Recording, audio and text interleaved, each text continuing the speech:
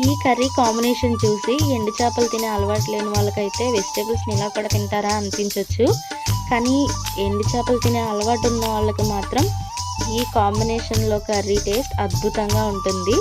అదే వంకాయ చిక్కుడుగాయతో ఎండు రొయ్యలు వేసి చేసిన కూర సూపర్గా ఉంటుంది. చూసేద్దాం రండి. నెల్లూరి నెరజానా నే కుంకుమల్లె మారిపోనా, నువ్వు స్నానమాడ పసుపులాగా నన్ను కొంచెం పూసుకోవే, నీ అందలకు మువ్వలాగా నన్ను కొంచెం మార్చుకోవే. నెల్లూరి నెరజానా నే కుంకుమల్లె మారిపోనా, నువ్వు స్నానమాడ పసుపులాగా నన్ను కొంచెం పూసుకోవే, నీ అందలకు మువ్వలాగా నన్ను కొంచెం మార్చుకోవే.